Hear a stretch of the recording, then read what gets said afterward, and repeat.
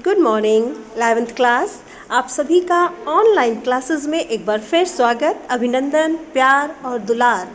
मैं अर्चना चौधरी आप सभी को घर में वापसी धूमिल जी द्वारा रचित कविता का अर्थ बताऊंगी और इसको सरल से सरल तरीके से कोशिश करूंगी कि मैं एक्सप्लेन कर पाऊँ। तो बच्चों, कल हमने इसका प्रथम काव्यांश पढ़ा था। मैं समझती हूँ उसमें कोई परेशानी आपको नहीं आ रही होगी। अगर आती है तो प्लीज़ मुझे कॉल करके सूचित करें। तो आज हम बढ़ते हैं सेकंड काव्यांश की ओर, द्वितीय काव्यांश की ओर, जिसमें प्रथम काव्यांश में जो कवि हैं उन्होंने अपने पिता, अपनी माता और अपनी बिटिया के विषय में हमें बताया था। लेकिन जो सेकंड काव्यांश है इसकी ओर रुख करेंगे तो इसमें देखते हैं वो किसका परिचय आपको देना चाहते हैं। तो सबसे पहले एक बार फिर हम जान लें कि इस कविता में धूमिल जी द्वारा जो बताया गया है, सबसे पहले उनका जीवन परिचय एक बार फिर हम पढ़ेंगे। बार बार मेरा बताने का आशय सिर्फ इतना है कि आप इसको पढ़ पाएँ और सुनने के बाद ही आपको इजीली ये याद हो जाएगा। कल जो मैंने बताया था, जो इनका जन्म है 1936 में वाराणसी के पास खेवली नामक गांव में हुआ था। मूल जो इनका नाम था सुदामा पांडे जी है, लेकिन ये धूमिल के नाम से कविताएं करते हैं। और जो इनकी प्रमुख कृतियां हैं, कल सुनाना मुझे और संसद से सड़क तक। जो इनकी भाषा शैली है बच्चों, वो एकदम अनियमित, अतिशयता और कल्पनाशीलता को इन्होंने उनसे मुक्त कर दिया है। और इन्होंने संवाद शैली का भी यूज़ किया है। और खड़ी बोली इनकी है। खड़ी बोली और बताइए किसकी हुआ करती थी? कबीरदास जी भी हमेशा खड़ी बोली में ही लिखा करते थे।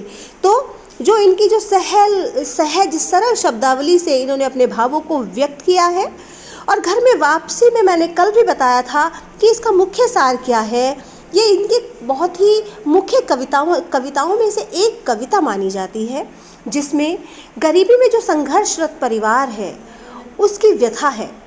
हमारे देश में न जाने कितने लोग एक गरीबी रेखा से नीचे जीवन यापन करते हैं। शायद उनका जो जीवन स्तर है, जीवन जीने का तरीका है, वो कवि हमें इस कविता के माध्यम से बताना चाहता है। समाज के सामने उस तरीके को शायद लाना चाहता है। इसीलिए उन्होंने घर में वापसी के माध्यम से हमें एक निम्न परिवार की स्थिति के विषय में बताया है। जो प्रथम काव्यांश था उसमें उन्होंने अपने पिताजी, अपनी माताजी के विषय में बताया था कि वो कैसे, वो क्या उद्देश्य है उनका, क्या उनकी स्थिति है इस समय। तो आज हम जो बात करेंगे वो पत्नी के विषय में करेंगे। जो पत्नी है, जो उनका बेटा है, जो भी है, उनके विषय में आज बात करेंगे। सबसे पहले हम काव्यांश का जो है काव्य पाठ करेंगे, उसके बाद हम शुरू करेंगे। पत्नी की आंखें नहीं, हाथ हैं जो मुझे थामे हुए हैं।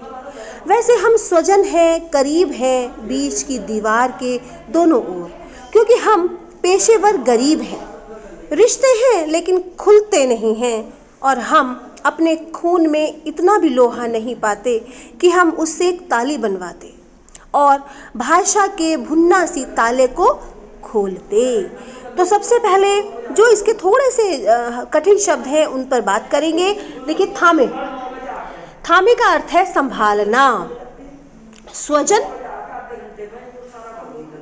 स्वजन मीन्स है अपने लोग। इसके बाद है करीब मीन आपको पता है पास, निकट, राइट ना। अब है पेशेवर। जो पेशेवर मतलब खानदानी है ना, ये पेशेवर वकील है, ये पेशेवर डॉक्टर है, खानदानी डॉक्टर है। और उसके बाद है बच्चों लोहा। यहाँ पर जो लोहे का यूज़ है वो शक्ति के रूप में लिया गया है। और उसके बाद है ताली। आपको पता ही है, ताली मीन्स चाबी होता है। घर पे जो ग्रामीण भाषा में की चाबी को हम ताली बोलते हैं। और भुन्नासी मीन होता है जटिल, खतरा। अब देखिए भुन्नासी, यहाँ पे कौन सा अलंकार है? उपमा अलंकार भी यहाँ पर आया है। जब सी, सा, सम का प्रयोग हो तो वहाँ पर उपमा अलंकार का प्रयोग किया जाता है। तो ये भी आप ध्यान रखेंगे।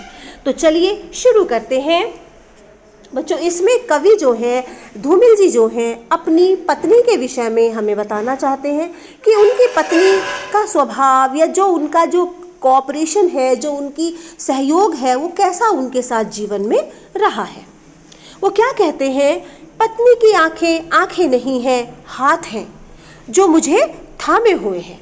वो क्या कहते हैं कि जो पत्नी की आंखें हैं मेरे लिए उन दो हाथों के समान है। पत्नी की जो आंखें हैं मेरे लिए उन दो हाथों के समान हैं जो मुझे प्रत्येक परेशानी में मेरा सहारा बनी हुई हैं। अर्थात पारिवारिक आर्थिक तंगी को देखते हुए भोगते हुए मेरी पत्नी में असंतोष नहीं है, अपितु मेरे प्रति एक सहयोगात्मक रवैया उसने अपनाया है। कहते हैं ना, पत्नी अर्धांगिनी होती है। घर में भी आपने देखा होगा, जब जब कोई समस्या हमारे परिवार पर आती है, पापा परेशान होते हैं, तो आपकी मम्मी, हमारी मम्मी, उनके साथ एक सहारे के समान खड़ी हो जाती है और ये आंखों ही आंखों में बताती हैं कि सब अच्छा हो जाएगा, आप परेशान मत होइए, हम हैं ना, मिलकर संभाल लेंगे। तो शायद उनकी पत्नी का जो तरीका है वही रहा होगा। वो हर परेशानी में उनके साथ खड़ी होती है और एक भरोसा दिलाती है कि हम सही होंगे, एक ना एक दिन हमारी स्थिति सुधरेगी, घबराइए मत। सहारा, कहते हैं ना, डूबते को तिनके का सहारा, मुहावरा है। अगर कोई परेशानी है और कोई आकर आपके हाथ कंधे पर हाथ रखकर कह दे घबरा मत, मैं तेरे साथ हूँ, तो वो जो परेशानी है हल्की लगने लगती है, थोड़ी सरल हो जाती है। उसे झेलने की, थामने की, संघर्ष करने की जो शक्ति है हम में बढ़ जाती है। ऐसा ही कुछ हमारी जो अर्धांगिनी है, कवि बताना चाहता है कि वो उनके साथ हमेशा ही एक सुरक्षात्मक रवैया अपनाती हैं। वैसे हम स्वजन हैं, करीब हैं, बीच की दीवार के दोनों ओर, क्योंकि हम पेशेवर गरीब हैं।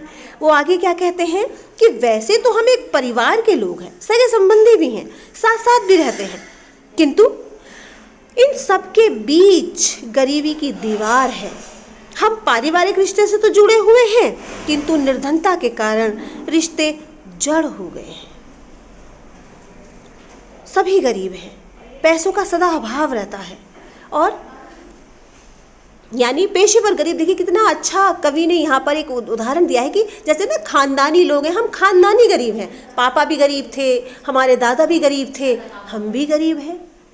और वैसे तो कलाम साहब ने कहा है कि आप गरीबी में जन्म लेते हैं, ये आपकी गलती नहीं, ये आपका दोष नहीं। हाँ, अगर आप गरीबी में मरते हैं तब आपकी गलती है, आप उसके दोषी हैं। तो यहाँ पर कवि जो धूमिल जी हैं वो हमें बताना चाहते हैं कि हम दोनों के बीच एक दीवार सी बन गई है। ना मैं उनसे कुछ कह पाता हूँ, ना वो अपनी इच्छाएं मुझसे कह पाती हैं। अब देखिए पत्नी है, अब महिलाओं का स्वभाव तो हम सब जानते ही हैं। किसी की साड़ी देखी, किसी के गहने देखे, किसी की ज्वेलरीज देखी, तो कहीं ना कहीं इच्छा होती है, एक कसक होती है कि मैं भी ले लूँ। लेकिन वो जानती है कि मेरी आर्थिक स्थिति भी सही नहीं है, तो वो अपने पति से कुछ कह नहीं पाती, कुछ बता नहीं पाती। तो वो क्या कहते हैं कि हम दोनों के बीच एक दीवार है, क्योंकि हम पेशेवर गरीब हैं, हम खानदानी गरीब हैं। रिश्ते हैं लेकिन खुलते नहीं हैं, रिश्ते तो हैं लेकिन खुले हुए नहीं हैं। एक दूसरे में एक तनाव है, एक अनकही दीवार है, और हम अपने खून में इतना भी लोहा नहीं पाते कि हम उसे एक ताली बनवाते। अपना जो हमारा ब्लड है, कहते खून खौलता है, शायद हमारे खून पानी बन गया है, हमारे खून में इतनी शक्ति नहीं रही है, हमारे हाथों में इतनी शक्ति नहीं है कि हम उसकी एक ताली बनवाते और भाषा के भुन्ना सी ताले को खोल देते। यानी वो कहते हैं कि हमारे रक्त में वो शक्ति नहीं रह गई है, वो ताकत नहीं है, वो गर्मी नहीं है कि अपनी शक्ति को एक ऐसी ताली के रूप में प्रयुक्त करें कि जो जंग लगे जटिल संबंधों के तालों को खोल सके। यानी हमें आदत पड़ गई है एक दूसरे से खिंचे खिंचे रहने की, एक दूसरे से अपनी परेशानियां ना बताने की, और अब खून में वो एक गर्माहट नहीं है।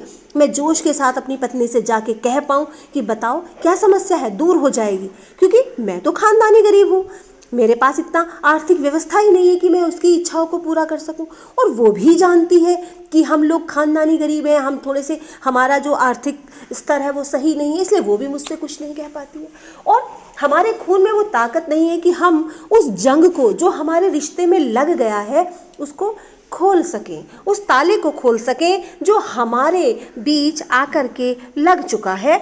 मैंने पहले भी बताया था, भुन्ना सी मीन जटिल, जो जटिल मतलब बंधन हमारे बीच, जटिल जो ताला लग चुका है उसको खोल सके। तो मैं समझती हूँ ये आपको क्लियर हुआ होगा, समझ में आया होगा। उसके बाद विशेष की ओर अगर हम रुख करें, विशेष की अगर हम बात करें, तो इसमें बच्चों गरीबी के कारण परिवार के सदस्यों के बीच उत्पन्न दूरी का वर्णन किया गया है। उपमा अलंकार का सुंदर प्रयोग है, मैंने अभी आपको बताया था। और कविता का जो अर्थ है प्रतीकों के माध्यम से निकाला गया है। प्रतीक जैसे ये भुन्नासी और ये पेशेवर, ये सब चीज़ों के से हमें बताया गया है। अब अगर हम काव्य सौंदर्य की ओर देखें तो सबसे पहले आता है भाव पक्ष। भाव पक्ष में बच्चों जो है ये वह मतलब इसमें ये जो बताया गया है कि यहाँ जो है रिश्तों की गरिमा, परिवार में एक दूसरे की इच्छाओं भावनाओं को समझते हुए गरीबी के कारण पूरा न कर पाने की जो विवशता है वो यहाँ पर प्रकट होती है। गरीबी के कारण जो संबंधों पर प्रभाव पड़ा है वो भी यहाँ पर प्रकट हुआ है, राइट ना। अब कला पक्ष की ओर रुख करें तो भाषा खड़ी बोली है, क्योंकि मैंने पहले भी आपको बताया है कि धूमिल जी का तो तरीका ही खड़ी बोली में है, उनकी तो शैली ही खड़ी बोली है, तो खड़ी बोली है। और भाषा में भुन्नासी, ताले में उपमा अलंकार का प्रयोग हुआ है, बता चुकी हूँ। भाषा में तद्भव और उर्दू शब्दों को सहजता से प्रयोग किया गया है। तो अगर कोई इसमें परेशानी है तो इसको बार बार सुनेंगे तो बहुत कठिन जो है काव्य नहीं है, आप इजी सरलता से कर सकते हैं। और प्लीज़ कमेंट दीजिए, अच्छा लगता है, और लाइक कीजिए ताकि हमें भी प्रेरणा मिल सके और हम कोशिश करें कि इससे बेहतर काव्य आपके लिए हम ला सकें, एक्सप्लेन कर सकें। और कोई परेशानी है तो आपको बताइए आपको क्या करना है।